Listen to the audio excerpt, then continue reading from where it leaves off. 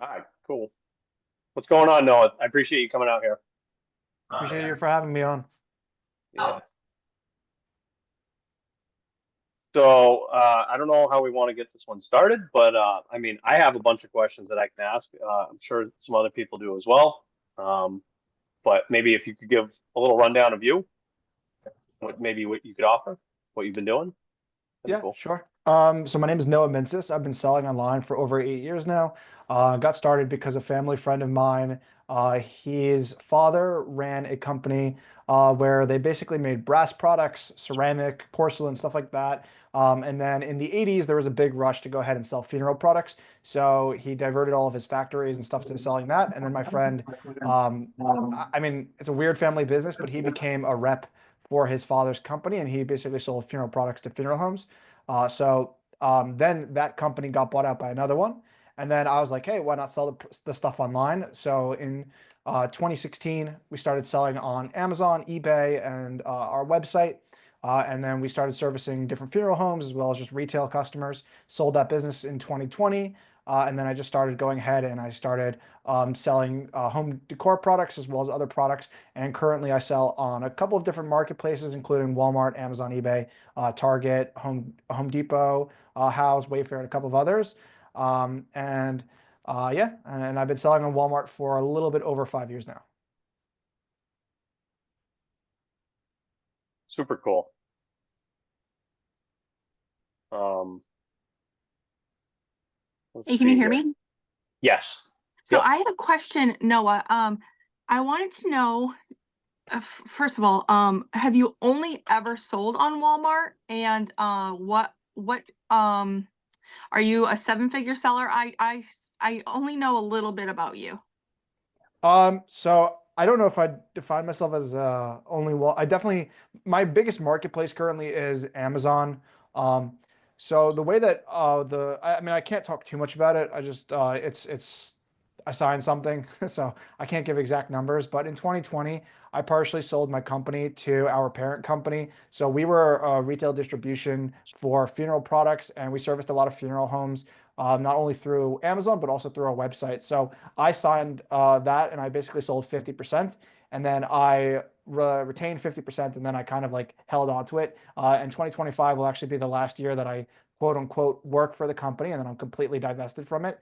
And right now, my primary business on Amazon is I sell home decor products by partnering with brands.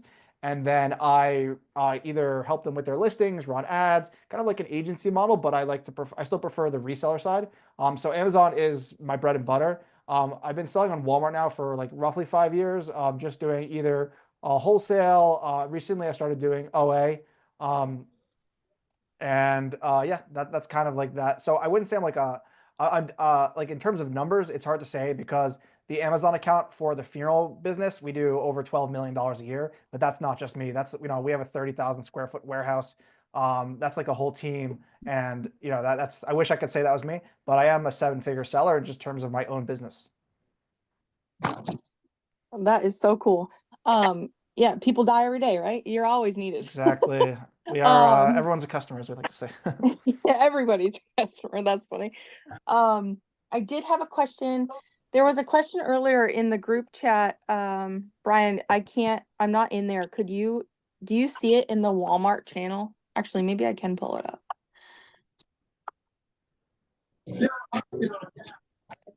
Mm, okay. So Shane had asked, have we figured out the best way to judge and sort by sales volume on Walmart? So you know how um when you're looking on Keepa, it'll be like 50 plus sold per month. Is there anything on anywhere where we can look? Like, do you use Martyr? What kind of softwares do you use? So I do use Martyr. I also use Sellify. I prefer Sellify. My VA prefers Martyr. Comes down to preference. I mean, you can use both of them. They both have free trials. They're both pretty cheap in my opinion. Even if you're just getting started out and you have a lower budget. Sellify I think is like 14 bucks per month. So definitely check them out. Martyr I think is quicker on the data side when you're on Walmart. Sellify is quicker on the OA side, sourcing different products as well as just wholesale. Um, so I prefer different ones depending on what I'm doing. in terms of the data that I'm looking at and how I determine sales velocity, it really depends. So Walmart does give the data. This is a common misconception that I think has been shared kind of by service providers or people who are in the space, and then it gets echoed around, is that Walmart doesn't give the data. Walmart has a sales rank, and Amazon doesn't really give the sales data up until recently. You know, the 50 per month, the 200 per month, etc. That wasn't shared until pretty recently, especially if you've been selling on Amazon for a while. Walmart doesn't give that, but they do in a sense where you'll see like on some of the items, 1,000+ bought since yesterday. So there are badges, but they're not kind of like Amazon's yet. The best way to determine sales velocity is going to be a couple of things. So the first thing that I look for is I look to see if Walmart is on the listing. That'll always be a clear indication, like without looking at anything else. If Walmart is on the listing, chances are I'm willing to bet it sells because Walmart's not going to stock a product that they're not selling. Then the next thing that I look at is going to be if there are other third-party sellers. What are they doing? Are they doing WFS, merchant fulfilled? How much inventory are they committing? And you can see all this data within Martyr. You can see all of it within Sellify. The next thing that I look at is I look at reviews. So there are a couple of different types of reviews. You have verified, then you have like seller verified, then you have I forgot the next one, and then you have the ones that are just like blank, and then you also have incentivized. So verified reviews are the best one to go by because those are a purchase that was happened directly on Walmart, and a customer was not incentivized. They bought it, they reviewed it, and you can be very conservative with it. You can go by the rule of like one verified review equals 100 sales. Typically, I kind of estimate on the lower end. I say like one verified review equals 30 sales. That's just been the where I see in my categories. I sell home decor. I sell recently I started selling video games. I know someone mentioned here power tools on Walmart. I've sold a couple of those, but my bread and butter right now is grocery and household products. So it differs depending on the category. And then then you have seller verified reviews. These are reviews that are imported from the manufacturer's website. So for example, Neutrogena, all of the Neutrogena products will have like 13,000 reviews. Maybe not all, but you'll see a lot. And a lot of those, if you go to the reviews, it'll say seller verified. And it's a program that where Neutrogena imported the reviews from the listings on their own website, and they did now display them on the Walmart listing. So I used to include them, like if I saw a review, then I would sell, but I've kind of changed my tune because there are products that have tens, if not thousands of reviews, and they don't sell. There's like a listing that has 13,000 reviews that I was recently looking at. I bought 10 units to test it. Haven't sold a single one. I've been in the buy box every day for the past month. So it really just depends on the brand because some brands will import those and they don't sell. So like I said, Neutrogena, and you can test it out. Look at the brand's listings. Just search the brand, sort by their listings, take a look at their top sellers, and see if you can see any verified reviews within them, or are they all seller verified. So that's typically what I'll do. And then you have other tactics. You can go ahead and there are other tools. So you can search by the brand, and then on Walmart you can sort by the bestseller and see what is the bestseller for that brand. We can get into that in a little bit, but then in the back end you also have tools like Amazon, so like Walmart gives you is I think it's called Search Insights, and then the other one is going to be I can pull it up in a second. But they basically give you tools to go ahead and not only products that you have in your catalog, but they show you demand, they show you click-through rate, they show you everything for those products and that brand. And the last thing I just want to talk on is the sales rank. So the sales rank is useful to a point. The reason that a lot of people don't use it is because it doesn't indicate sales, and they only track up to a certain point. I think it's up to the certain 1,000, and they have so many subcategories that like number one in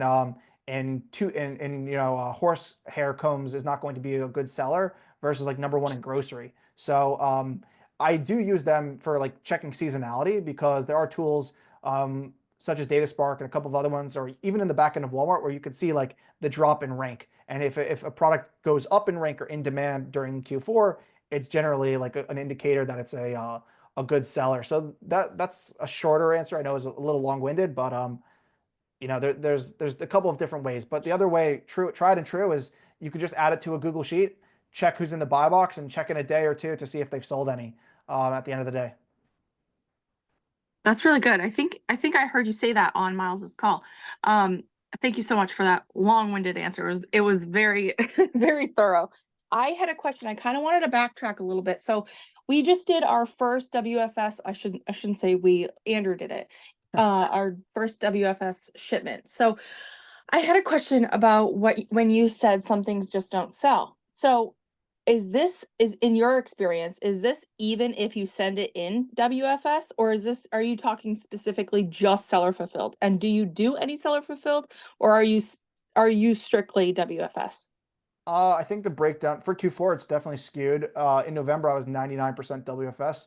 Currently, I just have SKUs that I can't keep in stock. So rather than waiting, I'm in Jersey, and for some reason, Walmart has me send everything to Kentucky. And then in December, they started switching it to like, where was it? I think it was Georgia, and the Georgia warehouse is just so slow for me. So I've just been seller fulfilling a lot of products that I've been getting, and that I just don't want to miss out on. In terms of like what will it sell with one over the other?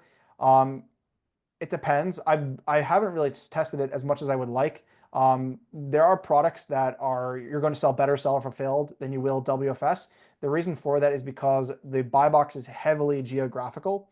So if someone is located in Jersey near me and they search up the product and they buy it for me, I'm going to display like a really short time versus like with WFS.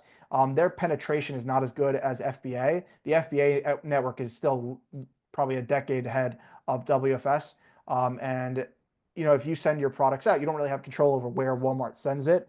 So like there are products where I've sent it to WFS and I'm beating the buy box from Walmart, even though Walmart has like 10,000 in stock and they're lower priced than me. So it really is like it comes down to so many different factors. But I would say that if you're not getting sales with seller fulfilled and you're in the buy box, going ahead and listing it to WFS might increase it, but it's not going to like 10x it. It's not going to be like some crazy multiplier. Okay, I had a question. So when you do send something in WFS and it doesn't sell, sorry, this is a very newbie question. Do they also have removal orders and you can just send it back to you at the end, or can you liquidate it? Are there options just like Amazon on Walmart? So they have a couple of options. You can create a removal order. You can dispose if that's what you want to do, and you can also use multi-channel fulfillment. That's Amazon's multi-channel services, I think, is their thing, where you can send it to a customer on another marketplace. Oh, that's pretty cool. What do you do? Obviously, you don't deal with I that very often. I tend to liquidate. Either I'll liquidate it and I'll sell it in a like a warehouse sale. I'll liquidate it and I'll just, a lot of things that didn't sell or were returns are going to be Christmas gifts this year. So it just depends on like what it is and how much money it is. Good What's the stuff. cost of removals? Do you know? Yes. It's decently expensive. Let me just pull it up real quick. Um, I know liquidation is, I don't want to give an incorrect number. Um, let's see. Because they charge me, I think, 70 cents per an item to liquidate, but it depends on the size and the weight of the product. So, let's see. Apparel, um, that's returns. Oh, interestingly, I just learned there's a chargeback fee on Walmart. Okay, so disposal and removal, unit weight under 2 pounds, disposal fee per unit is 35 cents, and the removal fee is that plus 40 cents per pound in shipping cost. And then between 3 and 500 pounds, it's 35 cents plus 20 cents for each pound over that 2 pounds. And that's just the disposal fee. And then if you want to remove it, it's going to be the disposal fee plus 40 cents per pound and then shipping cost. So essentially, removal fee is your disposal fee, which starts at 35 cents per a unit, and then your removal fee is an additional 40 cents per pound. Are there crazy storage fees with Walmart? No, no, it's very reasonable. I don't know the exact breakdown off the top of my head, but it's like $1. I think it's even cheaper than that. It's like 70 cents per cubic foot or something. And they have peak season. So right now we're in peak season, but every year they've been running really good promotions. So they ran a promotion that if you sent your inventory in before Q4, you didn't pay any peak storage fees for Q4. So they usually run those promotions every year. And I'm sure they'll run it again next year, or they'll do something. And there's Aaliyah? no placement fees or anything like that. Cool. Were you all done, Amanda? I assume. Oh yeah, go ahead. Aaliyah, you can go ahead. Yeah, don't let me interrupt if you have some more questions. I just had a couple as well. Um, First of all, I guess I wanted to ask, are you still sending into Walmart, or are you done sending into Walmart? Is that like a bad idea to continue to send things in? Like, I don't know. So my timeline, we send about 15,000 units a month. Depending on right now we're testing SPD. LTL was good. But then LTL started to take a while in Georgia. So SPD is taking us, let's say we ship it out from Jersey, it takes between 3 to 5 days to get to Georgia. And then I'm seeing between 24 hours to 48 hours for check-in times. Again, I don't know across every single fulfillment center, but roughly we estimate about a week from when we send it and FedEx picks it up to it being checked into Walmart. So between 7 to 8 days. That's awesome. That's awesome.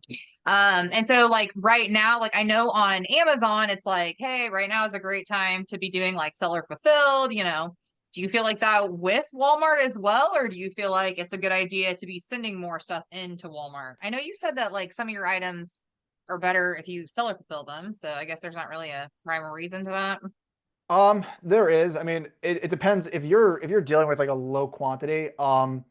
I don't see a reason not to seller fulfill it. It just depends. Q4 to me is all about capital, and I like to get my capital back as quickly as possible. So that's why I do seller fulfill it. Especially a lot of deals are on Walmart are very time sensitive. I think they said last year or in August that their seller fulfilled, their seller Walmart conference that 40% of all Q4 sales are toys. So like, a lot of the people posting on Twitter and everything were posting Black Friday screenshots. That's insane, but that volume doesn't carry over to like the next week or so until maybe like a little bit before Christmas. And then Q1, I'm sure it's going to plateau or even dip a lot. So I would definitely say like, it's not like Amazon to where, if you don't send it in by a certain date, it won't check in. But you still like they're saying right now. I spoke to my rep, and if you send it in, they're still receiving it and it goes live. But to answer your other question, in terms of like which opportunity, I would just take a look at the buy box, see what's happening. I have products right now. I saw also like a calendar, and everyone sold out WFS, and like now they're waiting to send their stuff into WFS. So I was just like, you know what? Why not just send it, FBM, and we're the only seller on the listing. So case by case scenario. But like I said, the check-in times are like a week. So if you have enough stock to hold you over, definitely send it in. But on Walmart, you can't have two listings. So you just have to be careful to if you're seller fulfilling it and you're WFSing, that any inventory that you're like using as seller fulfilled, once it checks into WFS, it's then going to be locked and you cannot adjust the inventory until it sells out of WFS. So just be careful if you are doing both. Gotcha. Gotcha. And then my other question is like when you're shipping stuff into Walmart, it's just like Amazon, right? Like if it's like open at all, it should be in a poly bag, stuff like that. I use Amazon standards. Walmart standards are not always as clear. They're still writing it up. I think they just released an article like last week about it.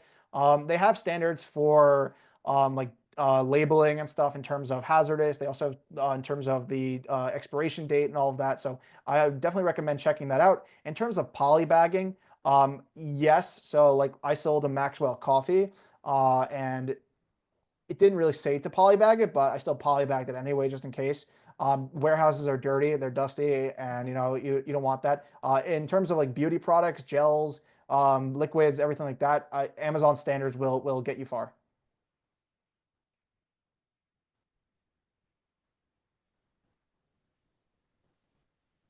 I got a couple Thank questions. you.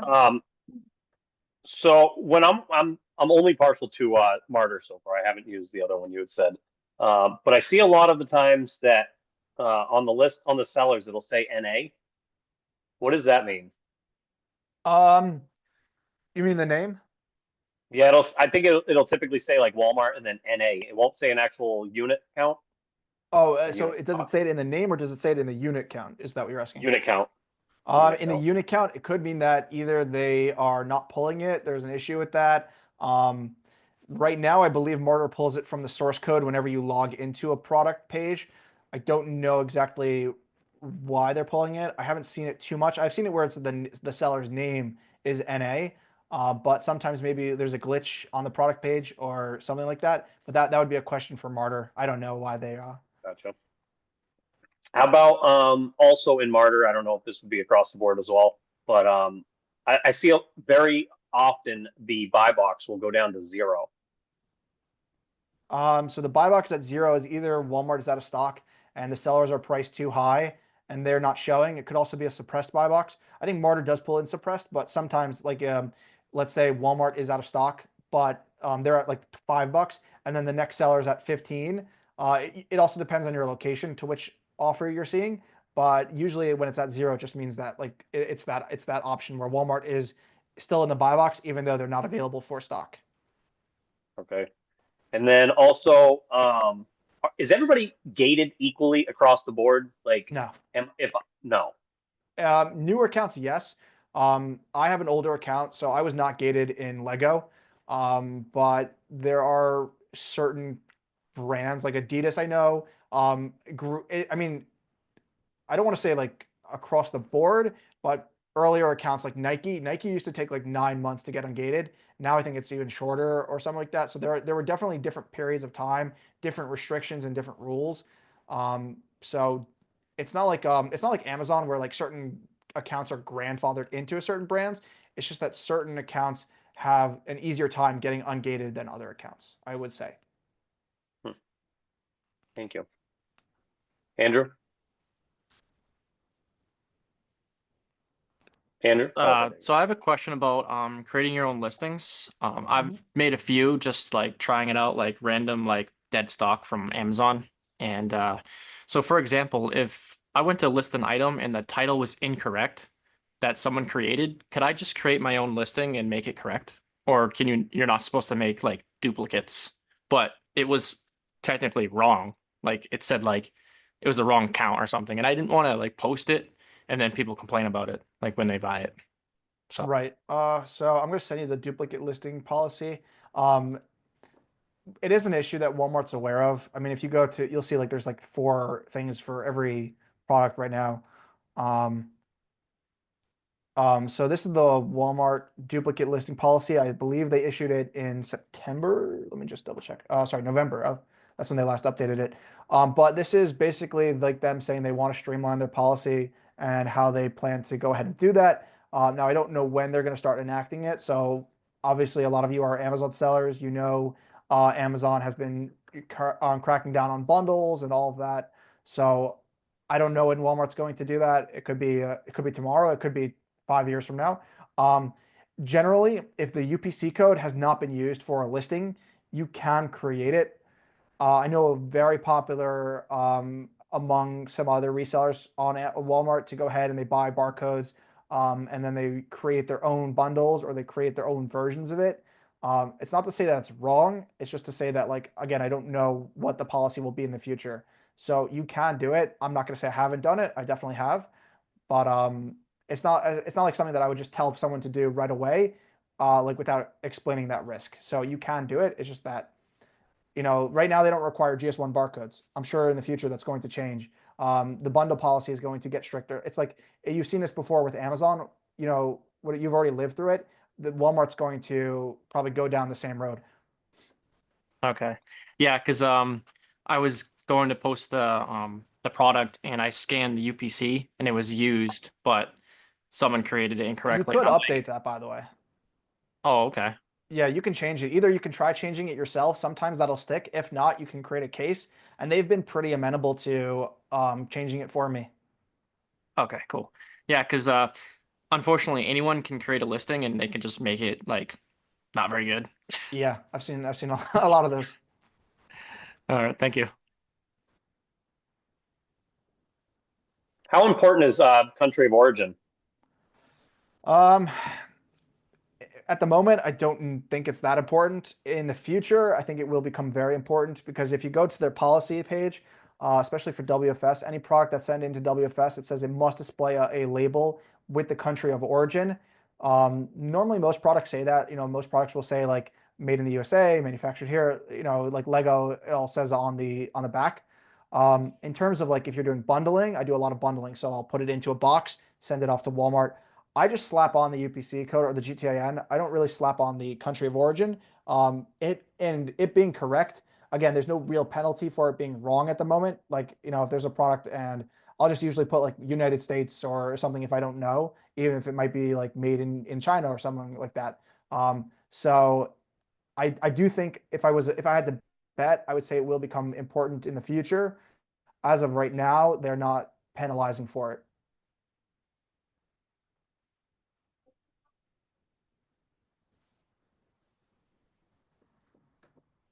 So you think in the future, like Walmart's gonna clean up everything? Probably. I've seen it before. I mean, they're slow at the moment because, like, I mean, take the Seller Center for example. I don't know how long you've been selling, but it used to look a little different, and they've just updated it. But it's still the same backend, so everything happens through flat files or through Excel. Like whenever you upload a product, if you look in your activity feed, it's literally just it's in the system. Walmart is uploading an Excel file. So it's like it's still run on kind of like an outdated infrastructure. I mean, I've talked with the Walmart API team and everything. On the back end, it's a mess. So like they have so many other fires that they're trying to put out. A case in point would be like if you list a seller fulfilled product and let's say you put 10 quantity, you can oversell on that product. You might sell 12 and that's a very common issue that a lot of people are facing. So they have a lot of other things that they need to fix, bugs. In terms of like the policies and them enforcing them, I mean, there's so many rampant abuse of it. Like the duplicate listing policy was something that they put out there, but they never really dealt with. Another case would be just a lot of sellers. What's it called? A lot of sellers were abusing the shipping template. Drop shippers, I don't know if you guys have seen Drop Air on Walmart. They're on every single listing. They're drop shipping. I don't know how they're doing it with such large volume, but there is a lot of violations of the policies. And 2 years ago, Walmart went ahead and they like kind of banned every drop shipper. So it's like it's kind of goes in waves and like peaks and troughs. So right now I think we're at a little bit of a lull because of Q4. But I'm sure I spoke with my rep and they're right now a big issue that they're dealing with is counterfeits. That's where they have their eyes set on, because if you go to beauty products, like I was looking at a Versace perfume I saw on Kohl's and I was like, oh, let me go flip it, and it's selling for like $13 and it's on Kohl's for 50, and that was with a discount. And I was like, how are they selling it? And then you look at the name, and it was a Chinese seller's name, and then you look at that seller and it's just a ton of beauty products, and like there's no way that they're selling Gucci perfume for like $11. So it's just across the board, and Walmart has a lot of, I'm sure they have like their issues that are top priority and going down.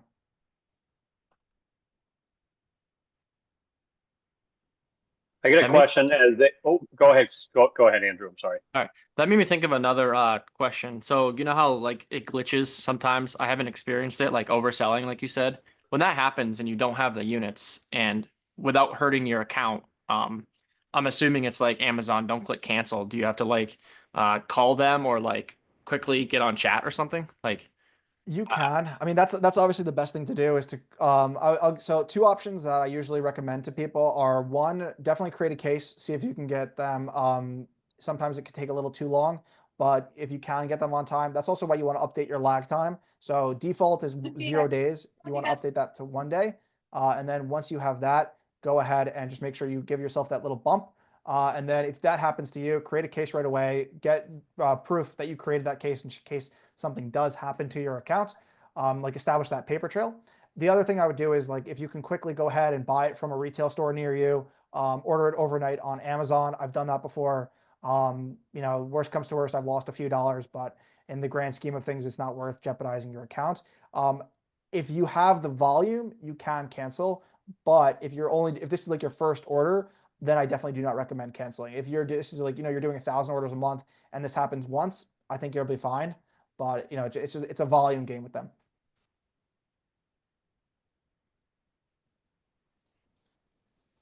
As a bigger seller, do you bulk convert your WFS stuff, or I mean, you probably listed all WFS, but if you were to have to convert a bunch of stuff, I tried doing it last night. It was kind of confusing. So I list in bulk right from the get-go with WFS. So I use the I think what they call is like item spec. Forgot the name of the file, but So what happens is my VA will go ahead and I think with both Sellify and Martyr, you can create a Google Sheet of your leads, and then you take those leads, you need the item code, and then with the WFS conversion, you're going to need a lot more information, such as country of origin. It also depends what you're selling. So I'll sort items by category. A lot of what I sell is grocery. So one thing that they're now requiring is it's like the peanut trace thing. I forgot what it's called, but it's like abbreviated as like FTL, but it's like food scope thing. That's like a recent question. But if you're selling a lot of beauty, they're going to ask you for safety data sheets. So it just depends on what you're selling. I wouldn't lump a bunch of categories together. I would sort of sort it out. If you're going to do it in bulk, it just makes it a lot easier. And then also just have your prices and your SKUs ready, and then go ahead and do it. It's not terrible to do it one by one, because you can just go ahead and you can upload them as WFS right away. But I do both, but I tend to upload in bulk more. So you're now the second person I've heard talk about kind of handing this off to the VAs to do, which I have some right now that aren't doing much Amazon stuff. How can I delegate that to them? Like, what is it if they don't have the actual products in hand and country of origin and size, weight, all that? What's the best route to go with that? So I do a lot of wholesale, so I get that information from my wholesaler. But if you're not, it depends where you're flipping from. A lot of products will have the label on it in terms of grocery. You can see it in the photo. You can also look it up on the manufacturer's website typically, just Googling. If not, I would ask the manufacturer. Sometimes you can reach them via chat.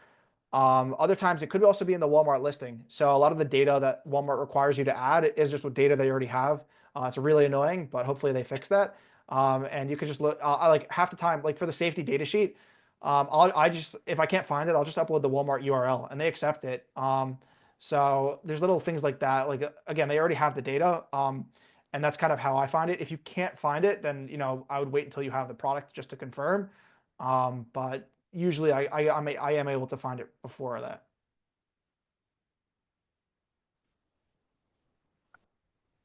And it's not the end of the world to just list it as seller fulfilled, because with seller fulfilled, you can see if you're gated or not. So I might do that. Like the pro with just listing it as WFS is that you just circumvent listing it twice. But if you list it as seller fulfilled, like if I'm selling a new brand, I'll just list it as seller fulfilled just to see if I'm gated or not in that brand. So you can always go back and reconvert those listings.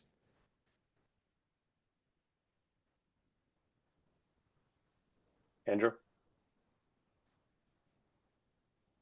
So do you ever have your product get held up by like a minor mistake? For example, like you messed up something they required and they didn't like what you essentially put or something. Yeah, it has happened. I sent like this bug trap that initially converted to WFS, but it turns out is not allowed to be sold as WFS. So like anything with like disinfectant or Lysol, bleach, anything like that. I forgot the exact wording they use. It's hazardous, but it's like a specific type of hazardous that they don't allow. So I sent that in. And that, they contacted me. They said that you can't set it. A lot of times they will contact you. So they'll message you saying we received X amount of units over what you sent, or you said that you were going to send 8, we only received 5. So they might email you, they might call you. I've had them call me and say, hey, we only received like 40 units. There were supposed to be 60 in here. I think they're doing that less and less just because as more sellers start sending to WFS. But they still do email me in terms of like, let's say you send an item that wasn't in your shipment. Again, they'll usually email you. If not, I have my VA look over all the shipments, how many SKUs, how many units were sent in, how many units were received, discrepancies, and then it's pretty simple to file that claim and just create the case. And also, like if they receive units, if they receive a unit that wasn't in your catalog, you can quickly add that to your catalog, and then they're able to switch that over and sell it for you. So I would say the WFS team is pretty responsible. Or just responsive in that regard. That's really cool. You just add it to your catalog and they'll switch it for you. Yeah, I've had that happen. Like they contacted me, said we found this item in your shipment. It wasn't added. Turns out it was a mistake on my part, so I just added it, and then and I converted to WFS, and then they made it live there. Nice.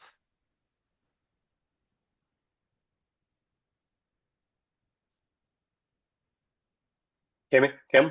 Sorry, Kim.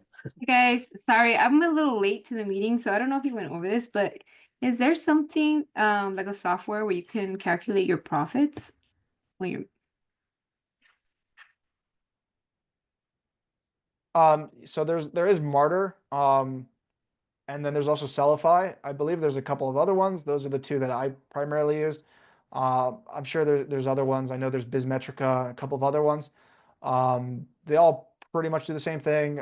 Martyr has a very loyal following as because of Nepeto. I personally prefer Sellify. It's just a cleaner layout, and it is cheaper. But definitely test them out. See which one you like. See which one works better for your team. I actually have Martyr and that's what I use, but I mean like kind of like a seller board, like after the Uh, fees and you know. So Seller Board does have a Walmart beta program.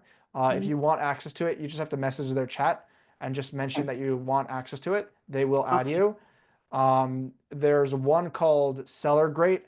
It's not so great in my opinion. There's one called Profit Cyclops, which a lot of people like.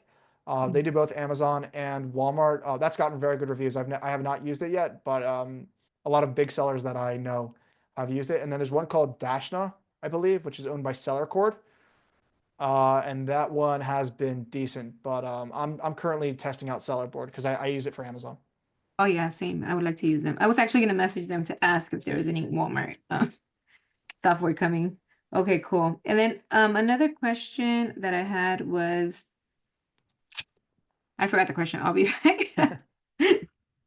Thank you. Of course. Now you got me wondering about the seller board because I connected my Walmart account to my seller board last night, but I didn't have to. Didn't say anything about beta or anything. I'm trying to load it right now. It won't load. Let me see if they changed it. Yeah. For some reason mine's not even loading.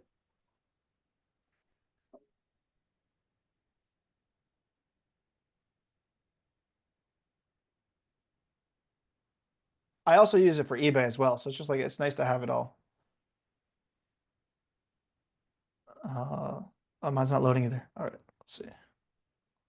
Oh, you're gonna okay. I was gonna say, We broke Sellerboard. You can use seller board for Yeah. COGS as well. I mean, For what? you can use seller board for eBay COGS as well. Yes, it's not as intuitive as Amazon, but you can use it. That's cool. I'm trying to be more organized with everything. Same. I still don't have that figured out.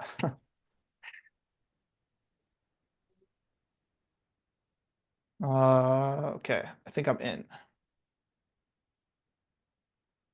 But anyways, yeah, I mean, as far as I know, it was beta. That's what they told me. But yeah, so on the dashboard, I don't know if I can I'm connect. just wondering if I got to do more to it or something. I can't even Um, log into mine. I had to log in incognito. But it is pulling in everything. It's showing me my sales and my cost of goods, returns, and on the top it says Walmart dashboard in parentheses beta. Okay. I'll look into that.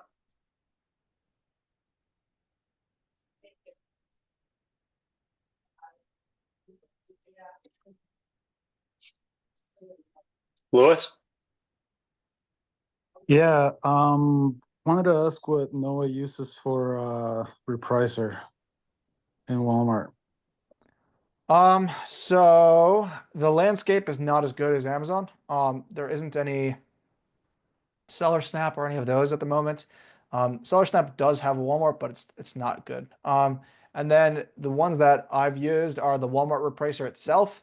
It's better than people give it credit for, in my opinion, as long as you use it well. It will obviously it's like if you've used Amazon's, it's free. It will reprice more or less to the bottom, but it actually does reprice up. Unlike Amazon's, so it does do that. It does need to be watched closely though.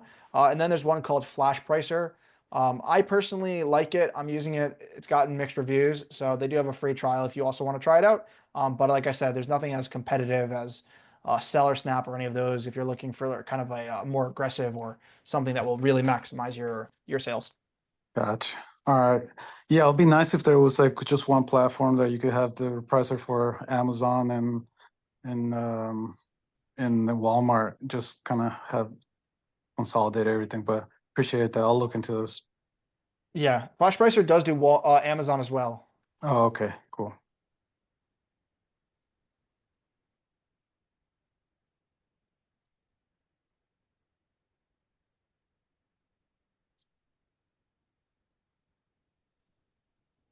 Any questions? Yeah, how about Oh, returns? running out of questions. There Like, you as go. returns get, Returns, yeah. are they as bad as Amazon? Are they, is it equal, or probably depends on category, you know? I don't know. It's a good question. Returns do depend on category. I would say Walmart is definitely very return heavy. I mean, maybe it's shifting. When I started on the platform in like 2019, it was horrendous. I mean, everything just got returned. Like you'd send something, you'd get back like a trash bag in the mail. I mean, it was horrible. And then they have something called a return, or what is it called? Lost in transit and lost after delivery. So that's for seller fulfilled. A customer can, it's not always the customer's fault. Typically what happens is like they'll say that it didn't arrive, even if it's before their estimated arrival date, and then Walmart customer support will just refund it automatically, and they'll put it under as like lost in transit or lost after delivery, even if the tracking shows that the item was delivered. And the only way that you can combat it is either with signature confirmation, or you need a photo evidence that the item was delivered either through FedEx or UPS. And those don't always work. Signature confirmation is the best one. And even that, you still have to fight it with like different cases, and sometimes they only refund up to 20%. The way that you can prevent that is with WFS. So if an item is lost after delivery or lost in transit, Walmart covers the refund 100%, and you do not get charged for it. Um, and then in terms of like you mentioned like category rates and everything, I've seen what was I selling? I was selling toys, but like a specific kind. I forgot exactly what it was, but like that subset of toys had like a really high return rate. Right now in grocery and household stuff, I'm averaging about a 2% return rate. So it's not terrible, but from time to time you'll get like, not as described, and then it gets sent back to you and it's the exact same item. It's like it's if it's damaged, or it's like returned in bad condition, and you create that case, Walmart will initially only refund 20%. I've had a good success rate with just like kind of putting my foot on the gas pedal and being like, this is literally return fraud. This person returned a damaged item. I'm going to contact. I'm going to create a case with their U.S. postmaster near wherever I sent it. And usually after like a little bit more back and forth, I'm able to get my money minus like maybe the fee and everything, and maybe a little bit less, but it's better than nothing. Thank you. Kim? Andrew, you just reminded me of my question that I had blinked out. So I have these advent calendars that I am self-fulfilling, but I want to send in. And I'm scared too because I feel like they're gonna send them in poly bags and they puncture. So I'm scared that the customer's gonna get it damaged. But I noticed that when things are checking in, they put the condition of the item. So if I'm sending it in perfect condition and they note that it's in good condition, and my the buyer receives it damaged because of it's not properly handled, can I create a case for that? Yes and no. I haven't been as successful with those. A lot of times Walmart will instantly hit you with it's kind of like a copy and paste of like the seller is responsible for the item condition. Um, the onus is on you to prove that it was Walmart's fault. So the question is like, is it worth your time to create that case? I've outsourced it to my VA. So like, when she gets those back, she pays for herself because she does all my shipment discrepancies and everything like that. And then the problem is though is like you have to create sometimes like 6 or 7 cases. You have to keep a pulse on each case. Um, if you're doing it in a smaller volume, I would say yes, but you just have to be careful on how you like it, because it might even be worth it to potentially put them in a box or put them in a different way of packaging them, even if it's going to cost you an extra 50 cents per unit, just to ensure that that doesn't happen. Okay, so if I package them in their individual box, I can just put like my own SKU on the Yeah, box. you could just print out the GTIN and put it on there. Oh, okay, perfect. I'll probably do that then because I don't want them to get it damaged, especially if it's a Christmas gift. Yeah. Okay, cool. Thanks.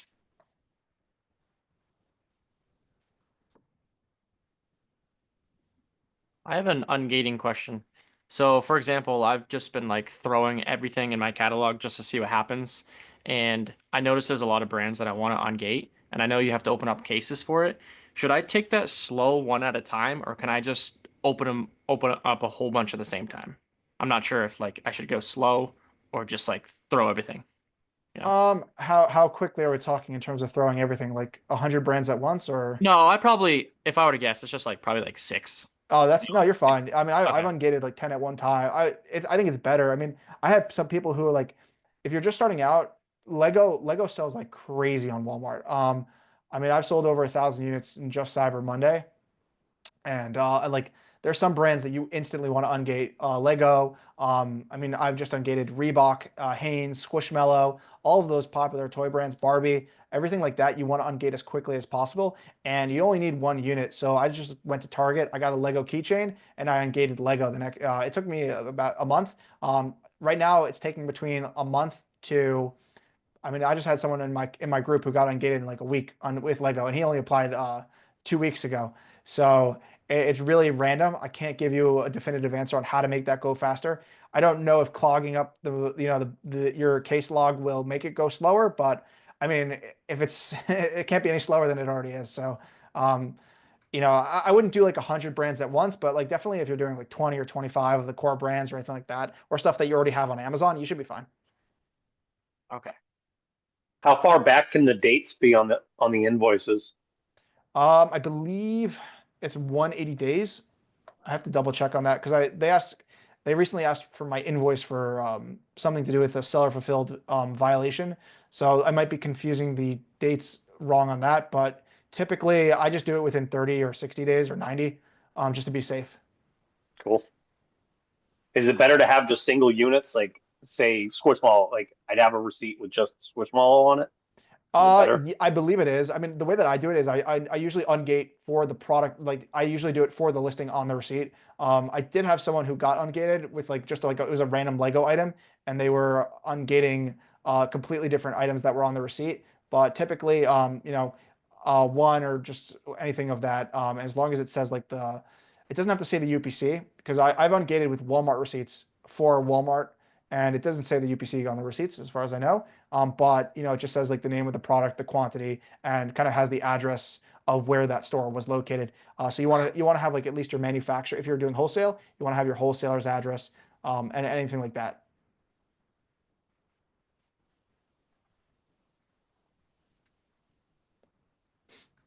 Now I know you did mention on the buy box bandits, you said uh you weren't sure if it works, but for eBay, buying something on eBay, do you know if that works for ungating? Because So I it was just recently 50-50. I did it for 2 items, and one of them got ungated, the other one didn't. I don't know if it'll pull back because I've had where I've sent in an invoice and then it was initially ungated and then it was and it was regated. I'm working right now with someone who we'll see if it works. Who's my friend? He's like a wholesaler. He's not like a real wholesaler, so like his invoices would never work for Amazon, but we're trying it for Walmart where we're ungating with Cuisinart. So they've accepted it initially, like they looked at it and they sent me the questions of like, are you an authorized distributor? All of those questions. So I just responded. So we'll see if it works. But I wouldn't use eBay unless you really had to. Because like you can just easily you can go to Walmart and just get a receipt for 1 unit, and then if worst comes to worst, just return it after. But like it's super easy to ungate. There's no reason to complicate it.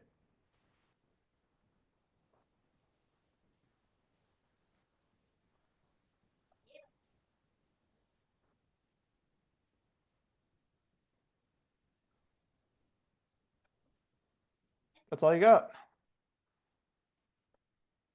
Yeah. Do you have anything? I don't know. Any useful tidbits that you can give us before you go here? Just something that's on your mind. I would say test, test, test. I'm sure you've heard it a million times, but I just started selling video games. I had no idea video games sold on Walmart, and now it's become a decent sized category for me. So always test, always be ready to adapt. I know you guys are hardened Amazon veterans, so you're used to thinking and just staying light on your feet. Walmart's no different. I mean, it's once you build the skills for sourcing, I think they're very adaptable to each platform. Amazon is a lot less reseller friendly at the moment. I would say Walmart is kind of welcoming us with open arms. I don't know how long that will last, but you know, they are putting a lot of programs in that. The other thing I would say is watch your numbers. It's very easy to start selling and lose track of like what's profitable, what's not profitable, how long inventory has been sitting there. We don't have as much tools or data as we do on Amazon. So I've definitely had something sitting there for like 4 or 5 months. I just didn't even know I wasn't even in the buy box on. So like once you start to scale, you can definitely lose track of the smaller things, which can add up over time. So know your numbers, run a tight ship test, and you know you'll do very well. It's a very exciting platform. I think it's very profitable, and I'm excited for the growth of it. Sweet.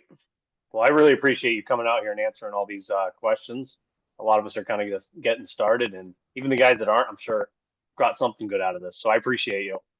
For sure. Appreciate you guys for having me on. I appreciate you, Noah. Hey, could you, for the people that don't know or don't follow you, can you drop your handles in the chat so everybody can follow you? Sure. Thank you.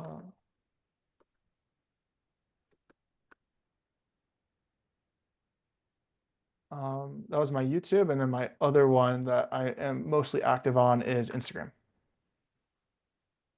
Great. Thank you so much, Noah. Have a great night. You too. Thank you very much for having me on. You're welcome. Thank you. Have a good Bye-bye. night, everyone. You as well. Bye. Guys. Thank you. Bye, guys.